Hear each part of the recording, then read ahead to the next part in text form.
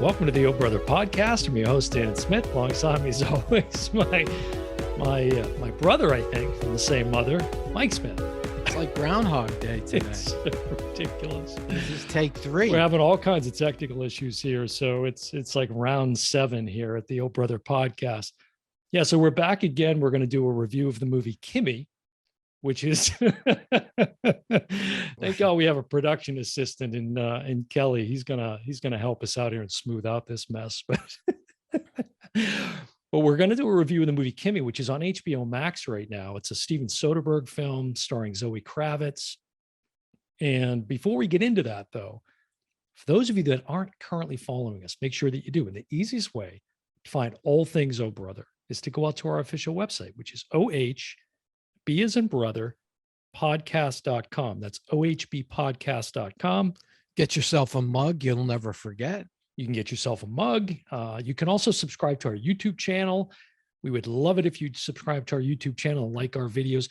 You know, when you give a thumbs up on the videos, it really, I know it sounds ridiculous and everybody says it, but it really does help the channel out. And then, don't forget to share it. Yeah, if you're subscribed, share with a friend. I think that was a good one-time thing. Let's not keep that up. Let's just like the video, folks. That's good enough. All right. Appreciate that. But you can find all things Oh Brother out at the website. And also before we get into the episode, well, first of all, I noticed that you're wearing the sort of knockoff Oh Brother shirt while I have one shirt. Yeah, I have the sweet embroidered Patreon edition shirt, I would say, with that logo, with the spotlights coming down. Yeah. I got to say mine's a little superior to what you got going on. Well, it clearly is. These were horrible shirts, but yeah. What should I do? Throw it away? Well, you did return the iron-on machine, right? You sent that back That's to what Amazon. It looks like. That's what it looks like. It really does. It looks like a scratch and sniff. You remember those? Scratch. Yeah, maybe not. Maybe you shouldn't do that, though. It's a little close to the armpit. Yeah. You know what I like about the shirts, though? It reminds me of, I always think of the movie The Fly with Jeff Goldblum. I almost got caught. Bing. No, you did. You said I guess Jove. it's, I'll take it. You said I'll Jove. take it. I'll accept All the right. mishap. Jove Blumberg or something. That was a good one. That was my first legitimate name screw up on the Oh Brother podcast. Look at, I got another one. I can't even say podcast. 2.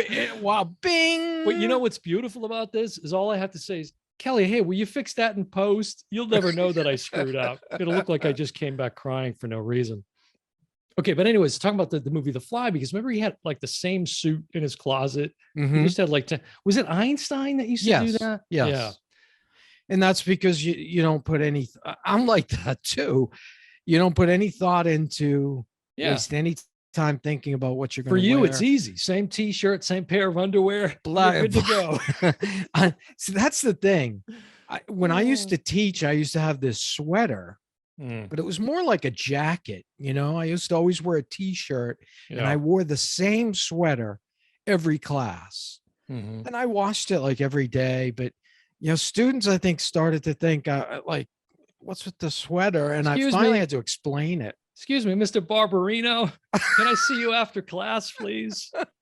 Sweater. It sounds pretty. It was perfect in the winter in California. Jacket too heavy. Mm-hmm. This sweater was perfect. Yeah. Well, February 20th, when you're getting this episode, some of you might be getting it a little bit sooner if you're part of the Patreon community. I do want to, speaking of Patreon, give a shout out to another one of our new Patreon members. She is a red carpet Patreon member. It's just like the highest tier that you can go. So she went all in. She was not messing around. All in. Wow. And this is Katie, who has, she's very active on Instagram. She's got her own YouTube channel. So if you want to check Katie out, you can find her at Popping the Popcorn, which is popping_the_popcorn. And you can look her up on YouTube too. She's very active. She puts out a lot of reviews. She's in a horror site too. She does. Well, she's got, so she's collaborating with all of these other individuals, and they call themselves the Final Girls of Horror. In fact, while we're recording this, they're going live tonight to do an episode on lust and love in horror films, which actually sounded kind of interesting. So they're doing that. I think it's like 10 or 10:30 Eastern Sounds like time. a PG. Sounds like a PG. That'll be out episode. on their YouTube channel, which I think you can find through Katie's YouTube channel, which again is Popping the Popcorn. So just want to give a big shout out to Katie for the Patreon support. She's one of the kindest people that you come up, in a day where it's interesting because we're going to be talking about a film has some connection to social media, sort of that world. And, it's usually so divisive and nasty. And Right. she's one of these people that just kind of brings the good vibes. And so definitely Don't you check find that with the movie? Like I spend a lot of time in video game sites on YouTube, and I just find the movie community to be much friendlier. Oh, yeah. I mean, so far I have. We've only blocked a half a dozen accounts or something like that. Well, yeah. Call the moderators. No, but again, thank you to Katie. We really appreciate the support, and go check her out at Popping the Popcorn. And you can see all her goings on there as well. Also want to give another shout out. This is kind of like a artists supporting artists, if you will, local artists. And so I want to give a shout out to our friend Crystal, who's been a supporter and a listener of the show for quite a while. And she's also an independent artist, and she's been growing her own business, and it's called Peace Petals Art. And I'll have Kelley put that up here on the screen. And you can find her out on Instagram at Peace Petals Art. And she does like pressed flower art, and she makes some other goods as well. Actually, if you look behind me, I don't know which way this is going to be. Yeah, if you look over one of my shoulders, you can see one of her pieces there that I bought from her. So if you happen to be in the Central Florida area, you can actually stop by. She goes to a lot of these local markets and sells her art there. And I know that she's in the process of launching an online website as well. But if you go to her Instagram, if you go to her Instagram, you can get connected with her, and you could communicate and direct message her if you're interested in buying any of her art. But that's Crystal with Peace Petals Art. So please go show Crystal some love and support. We'd appreciate that as a show of support back for all the support she's given us over the last several. I don't know. I guess she's been following us for almost since the beginning. Really, she's a big Wes Anderson fan too. Remember we did that? That's right. Yeah, we did an episode. Yeah.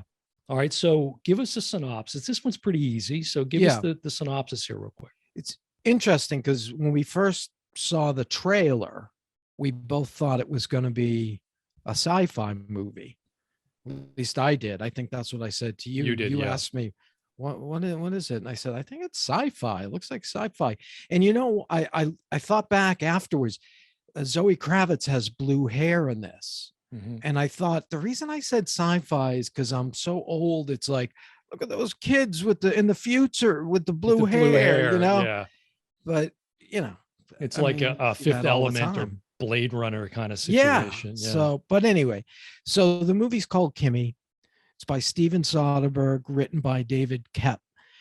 Both very distinguished.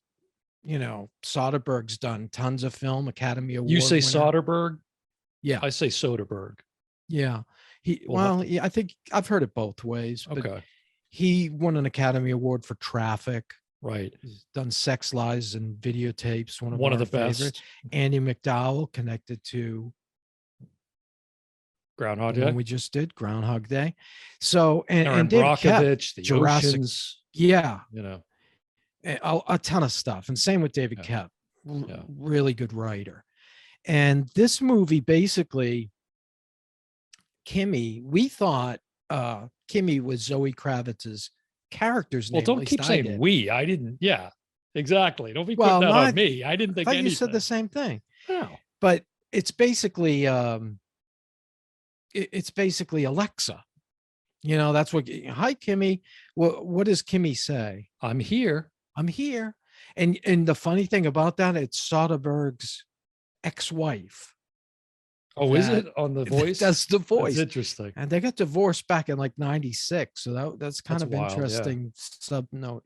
So anyway, the CEO is on a Zoom call. So we know it's like current day. Yeah. Because he's like he's in a sport with a tie and his pajamas. And he's given an interview about this thing called Kimi, which is basically Alexa.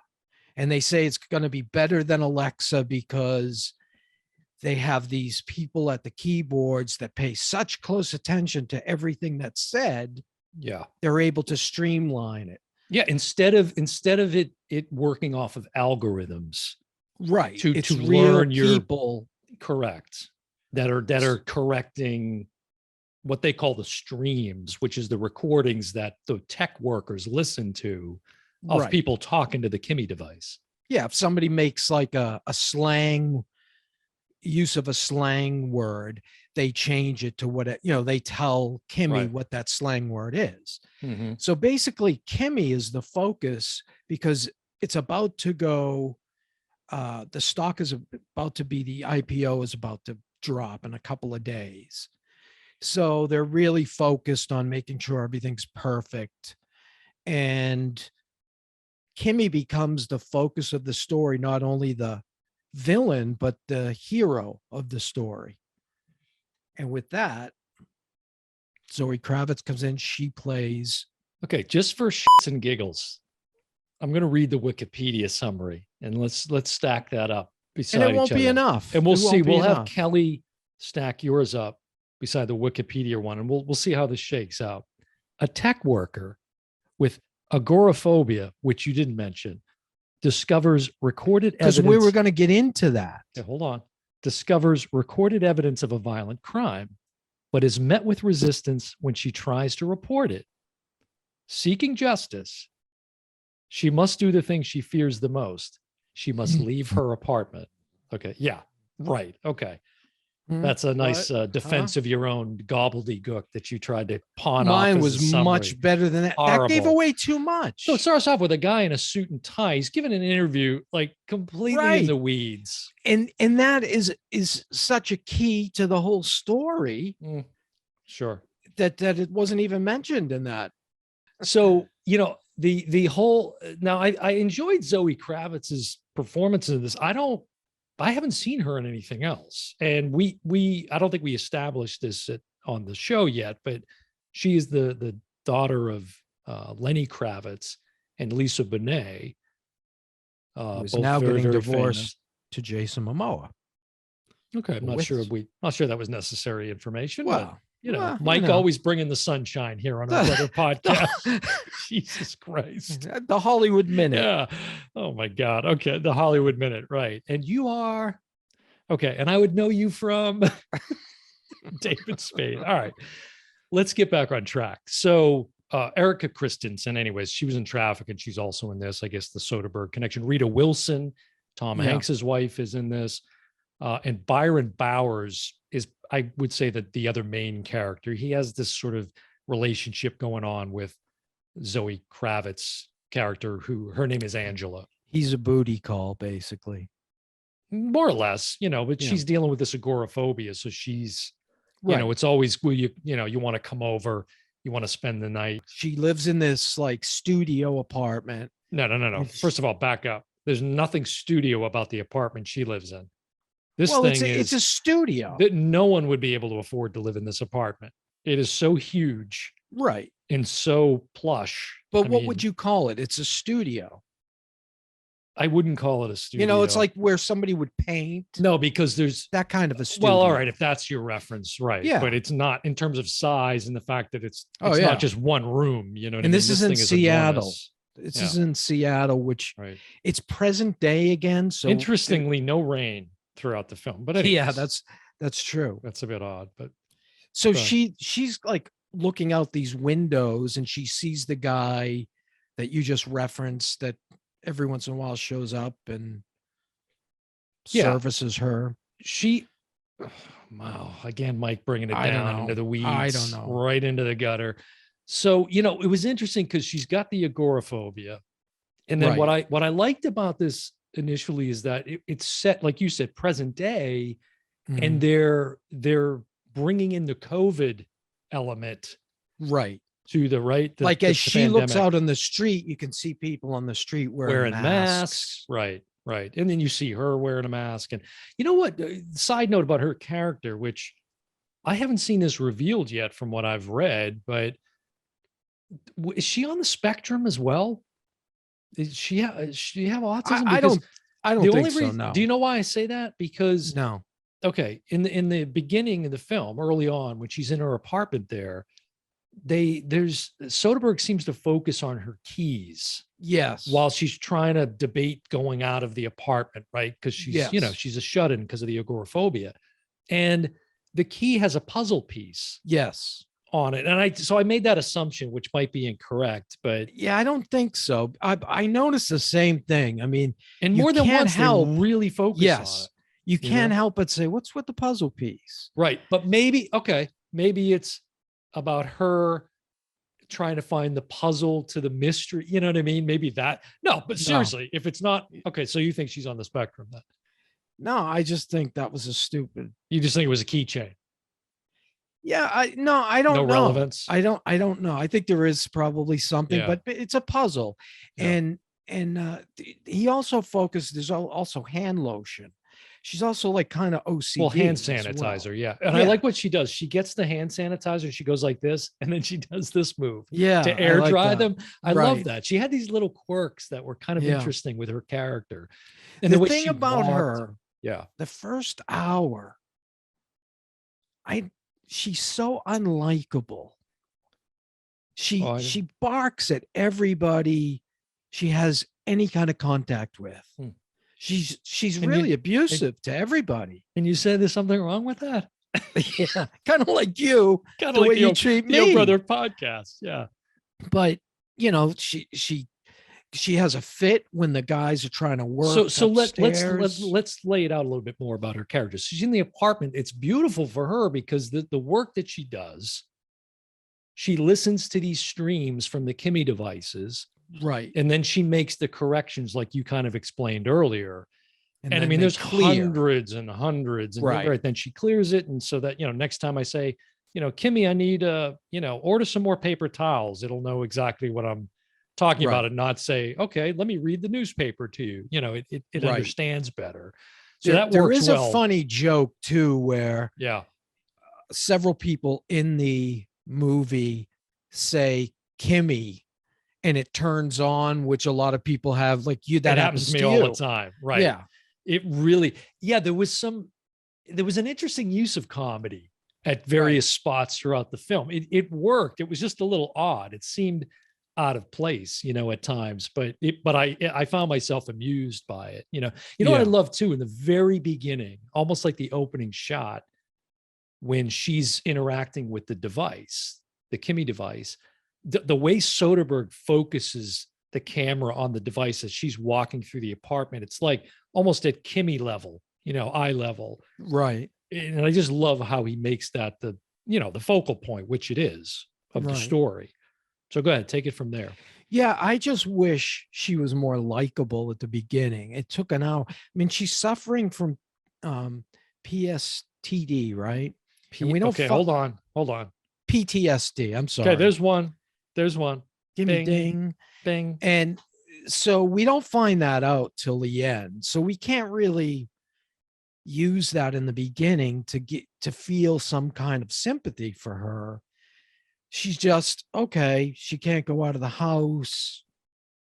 I just had no sympathy for her. Okay, that's fair. The way she barked at everybody. But okay, so she's listening to these streams and then get to the pivotal moment that sets the whole chain of events. So she hears a stream. There's this loud techno music going on, and she can hear something in the background.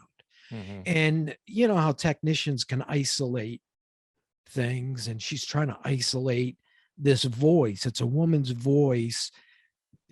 First you hear maybe help and that help is that's Erika Christensen. Oh, okay. So go. Yeah. So okay. So anyway, she hears what she thinks is somebody calling out for help, and they're supposed to report this. Unlike Alexa, they have humans, and one of the bonuses, if something like that happens, they can call it in, get this person help. But when she tries to do that, she's met with a lot of roadblocks. Right. Right. When she tries to report it. Right. Yes. As we said in the summary earlier. That's right. Yeah. You know, I like the concept. I was on board with the concept. I'm like, it's Soderbergh, you know. Yeah. And I thought the directing was fine. The directing was great. There's actually quite a bit of good directing in it, which again, there's no surprise with Soderbergh. The color palette, like just visually, everything about the film. Kravitz, I really like Zoe Kravitz. I thought she did a good job with her character. Again, bringing those interesting like quirks to the character and things like that. But as it got on midway through, it just got really silly to me. Like, so at one point, as you said, she's trying to do the right thing and report this incident that she overhears on the stream. Right. And she's met with all kinds of resistance to the point where there's like these two circa 1965 Batman villains. Yeah. Who are just out in broad daylight. Like it's no big grabbing deal. People. They walk into an office. So she goes to basically like one of the higher ups, the VPs in the Kimi organization or whatever it is. Right. And that's Rita Wilson. I think it's Amygdala is the name of it or something. That's Rita Wilson. That's right. Amygdala is maybe that's part of the program. Remember, it's on the computer at times. It says Amygdala. Yeah. And that stands for something. I can't think of what it is. Well, you talking about is related to the brain? Yes. Yes. Oh, that's okay. That's bing, what bing, it was. Bing. Yeah, I'm sorry. That hit my brain. Exactly. Right. Yeah. You might want to check up on your amygdala. Yeah. Okay. So you're right. It's Rita Wilson. And it doesn't take long to find out that Rita Wilson is not actually really going to support her. Yeah. And in this scene, in this big high-rise corporate building that they're in, here come the two henchmen. Yeah. You know, running through this like office of cubicles. It was so ridiculous. It was like silly. This would ever go unchecked. Right. And then she gets kidnapped at one point, and they pull her and people on the street pull her out of a van, but nobody reports it. Yeah, she gets kidnapped. It really got stupid. It really got silly. And then you mentioned early on when they were establishing kind of her life and existence, where she's already got the agoraphobia plus COVID, has kind of heightened all of that.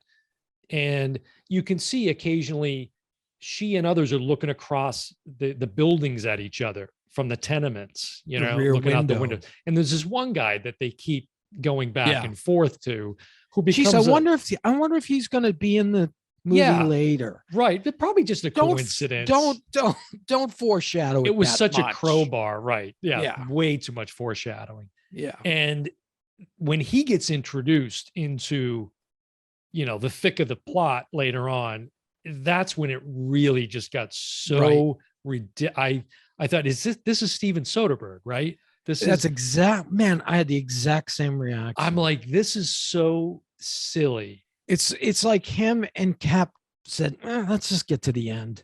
Yeah. And, I'm glad you said that, because in one sense, I'm like, it's a nice digestible 90-minute film, which we never get today. Here's a film that needed another 30 minutes. Yeah.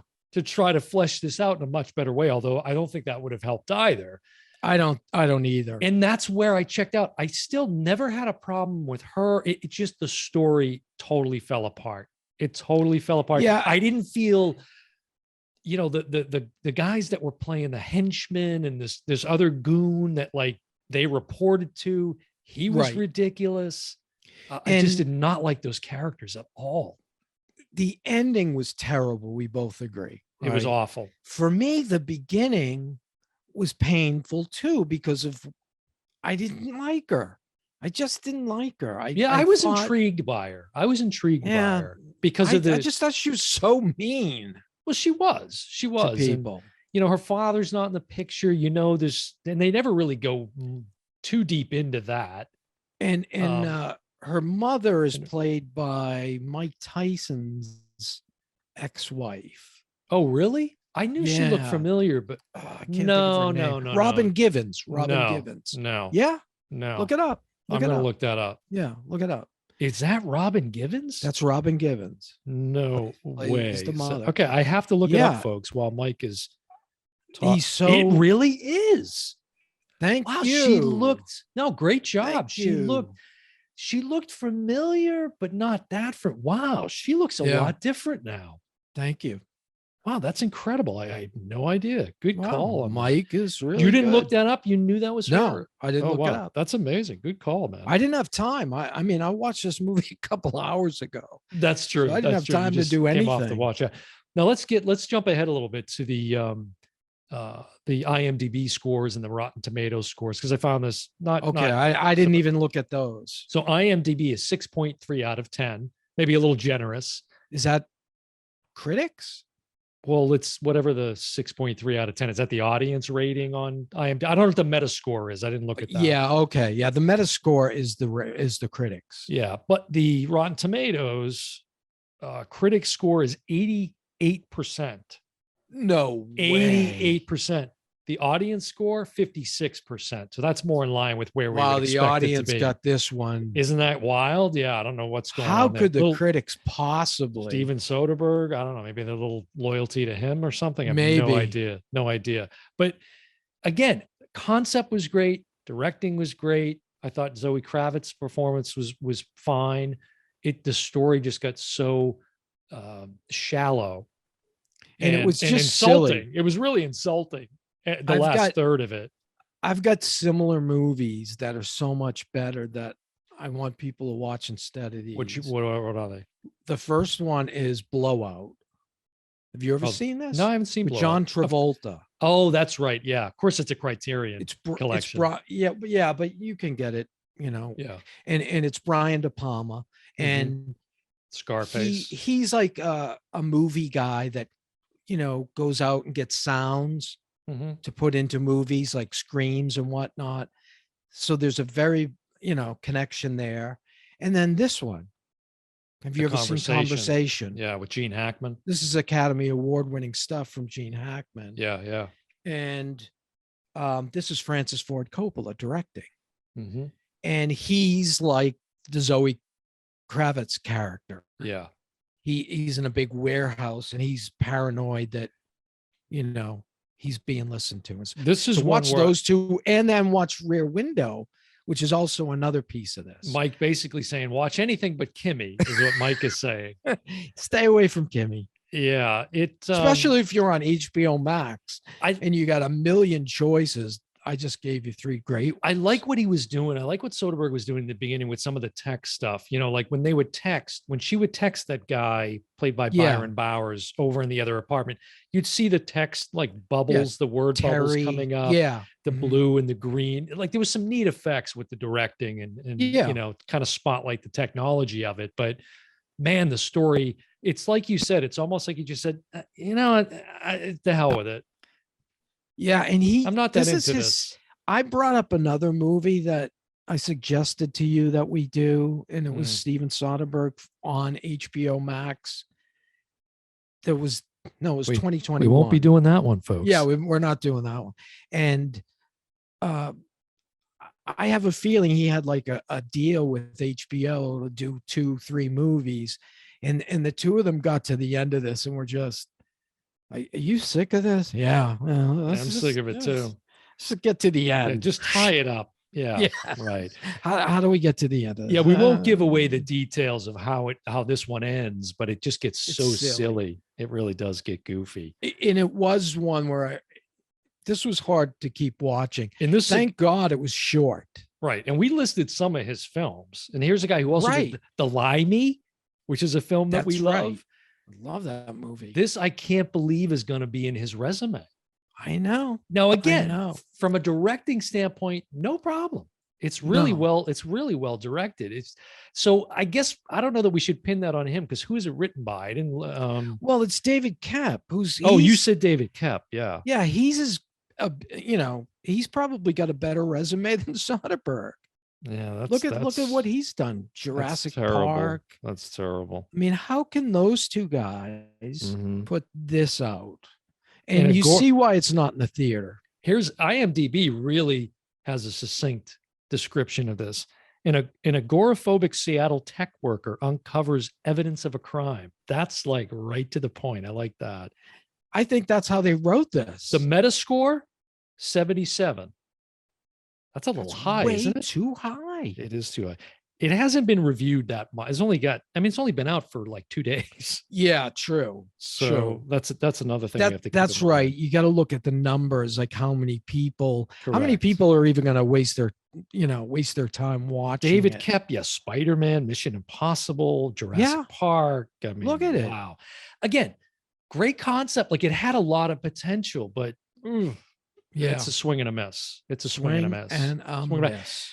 I mean, it's an okay take if you got HBO Max. You know what I mean? If you're not going out to the theater and paying for this, all right. But and you know this, when you bring up HBO Max and go to movies, it is loaded with stuff. Mm-hmm. So given, like if you went to a restaurant, you wouldn't order this on the menu with so many other things. Well, there's a lot of good series there too, such as Raised by Wolves, which is a great series that you should be watching. That Ridley Scott I haven't series. Started that. Yeah, really, really good. I'm still hoping for a conclusion to Aliens.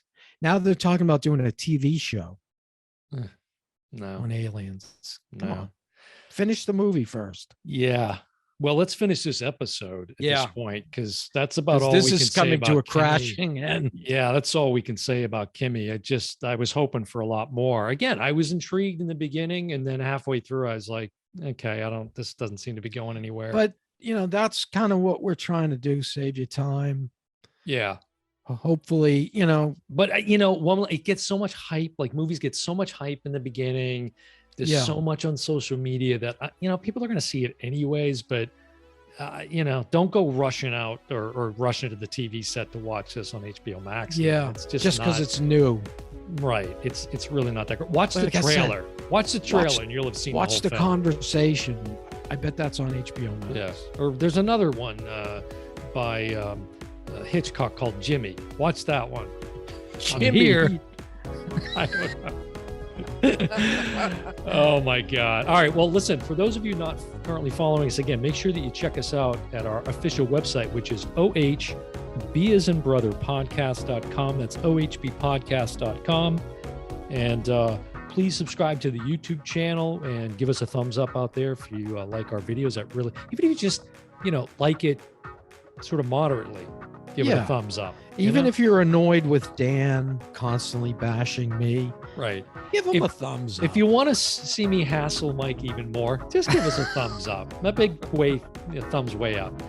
All right, well, that's going to do it for another episode of the Oh Brother Podcast. I've been your host, Dan Smith. Alongside me, as always, my brother from the same mother, Mike Smith. And we will see you next time. Bye, everyone. I'm here. I'm gone.